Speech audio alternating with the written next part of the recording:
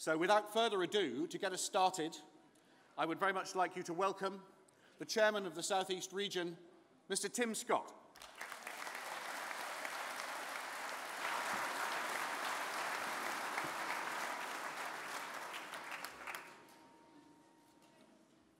Well, good morning, conference. Good morning. Well, thank you for coming. I think that's the first thing that needs to be said. And on behalf of the South East Region, welcome to our spring conference. And I wrote this a week ago, and I did write down, in sunny Margate, in the wonderful county of Kent, the Garden of England. This is our last national meeting before the election. And what an election it's going to be. I hope you're looking forward to it as much as I am. It's going to be uncertain, close, all to play for, with none of our establishment parties trusted enough to win a majority. UKIP will continue to be a serious player, and if we continue to put the work in, we're going to win seats. The only question is how many. Well, we've got a superb list of speakers for you today and tomorrow. Mark Reckless, Douglas Carswell, Suzanne Evans, Paul Nuttall, Steve Wolfe, Patrick O'Flynn, Peter Whittle, Ray Finch, Them's Our Fish, Louise Bors, Diane James, Janice Atkinson, William Dartmouth, Nathan Gill, Margot Parker, Stuart Agnew, Patricia Culligan, Pete Reeve, David Souter and others, and we'll be hearing from Nigel later today, of course. Well, we meet under the banner of Believe in Britain, and it's about time somebody did.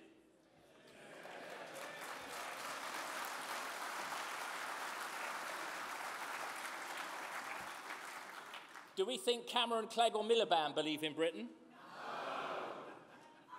No. Correct answer. UKIP will believe in Britain and will stand up for Britain. We want to take the low paid out of tax completely. We need an energy policy that will keep the lights on and give us affordable electricity. Do we need more windmills? No. No, we don't. We'll restore the opportunity for bright kids from all backgrounds to get into a top school with a grammar school in every town. We can't just leave it to those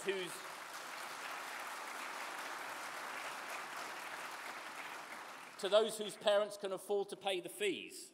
We need bright kids from ordinary backgrounds giving these old Etonians a run for their money.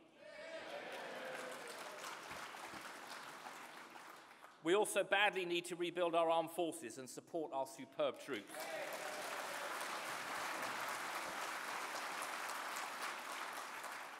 Never again must we send them off ill-equipped to fight dodgy wars cooked up in the kitchen at number 10 Downing Street. The world is now the most dangerous and uncertain that it's been for years, and this is no time to be cutting our armed forces. People say defence is not an election issue. Well, we need to make it one. We have plenty of money for foreign aid in the EU, don't we? And this is no time for cuts at home and largesse abroad. Only UKIP will believe in Britain by reclaiming our country's right to govern itself and to control our borders. We're against both the bedroom tax and the mansion tax. We'll scrap HS2 and we'll make sure... And I won't steal Louise's thunder on the NHS. She'll tell us about that in a minute. We'll believe in Britain by restoring our democracy and making sure our laws are made here and not in Brussels.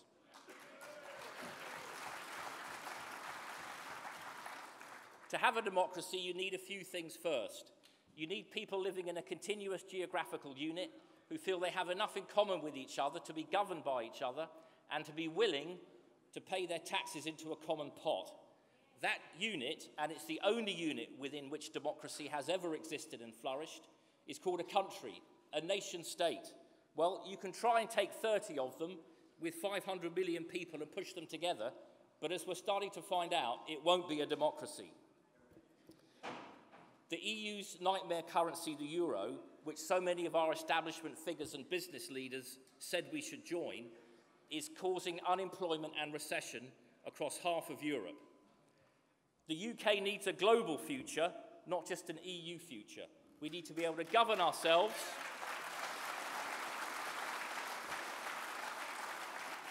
We need to be able to make our own trade deals, re-engage with the Commonwealth, which now contains 30% of the world's population, and also be able to trade with other growing prosperous democracies around the world, USA, Japan, Turkey, Brazil, and Israel.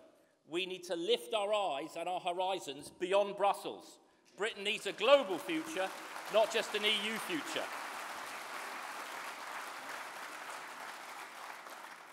Have you noticed the arguments made for staying in the EU? They're made by the same people who said we should join the euro. And these arguments have got a familiar ring to them, haven't they? Because they're a rehash of all the old arguments about why we should join the euro. You know, if we don't, we'll be isolated, we'll be left on the sidelines. Well, those tired old arguments were wrong then, and they're wrong now. And then they tell us, oh, we'll lose jobs if we leave the EU, when the EU has 11 to 12% average unemployment, and youth unemployment in Spain and Greece of 50%. However, there are two countries in Europe with low unemployment rates, in fact the lowest, only 3 to 4%. These two countries are Norway and Switzerland. Tell me, conference, are these two countries in the European Union? No. But yet they have the lowest unemployment in Europe. So that's why we're here today, because we believe in Britain. There's no other party that has a buzz like this at their conference, because we're full of real people with real jobs and real life experience. It's not all...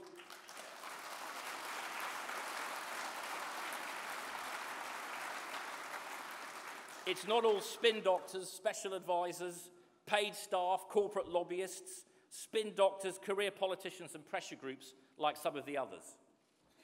Here in Kent, we're doing so well. We're the official opposition on the Kent County Council, also in Bucks. We also have several target parliamentary seats in Kent, amongst others, that we simply must win in May. I'm sure you'll agree that we owe a huge debt of gratitude to our next speaker, Mark Reckless.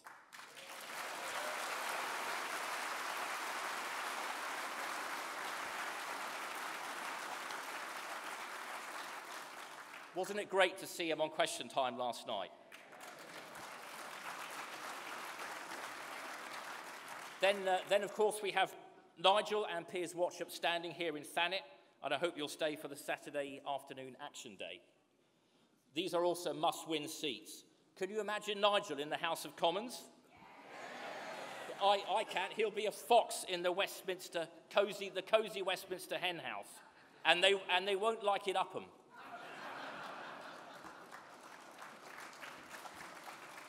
Cameron, Clegg and Miliband won't want to face him in Parliament, and they don't want to face him in any TV debates either, do they?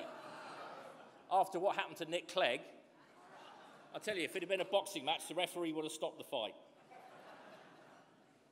Let's also remember that whilst we're rightly focused on May, there's another whole electoral cycle starting again next year, in 2016. We've got elections in Wales, in Scotland, in London. Some of these are elected on proportional representation, and we've got to win seats there to continue the UKIP advance. We need to continue to focus on our target parliamentary seats. We need branches and PPCs who have an ability to see the bigger picture and to campaign in their nearby target seats as well as in their own seat. Remember, folks, there are no prizes for second place under first past the post, and we'll be primarily judged on how many Westminster seats we win, not on how many second or third places we get. PPCs, have you got your £500 deposit ready? You will, of course, win it back handsomely. Have you appointed your agent yet? Branches, how are you getting on with your list of local candidates? What about your election address, which you'll need to order online within the next few weeks? The Royal Mail will then give you about another £3,000 to £4,000 worth of delivery for free. Wouldn't it be fantastic to have every letterbox in the country getting a UKIP election address through it? Well, that's very, very possible. So, in conclusion, I'm looking forward to meeting you around the conference today and tomorrow and at the dinner tonight. Please come up and say hello to each other, a bit like blind date. What's your name and where do you come from? Where are you from, or what are you doing in your branch that we might be able to learn from? Visit the exhibitors and stands. Regrettably, we don't have room for fringe events and receptions on site, but I know that won't dim the enthusiasm. Enjoy the bars and restaurants. This is a UKIP conference after all, and dry January is over. Folks, we know what we've got to do and what not to do. We're on the march. They are scared of us and they're getting desperate. So let's not give them any more ammunition. May the 7th will give us a wider bridgehead into Westminster, and after that there'll be all to play for. I'm proud of what we've done in UKIP, but not complacent. We're up against powerful vested interests. It's going to take time and it's going to be hard work. But we believe in Britain. Thanks again for coming and enjoy the conference.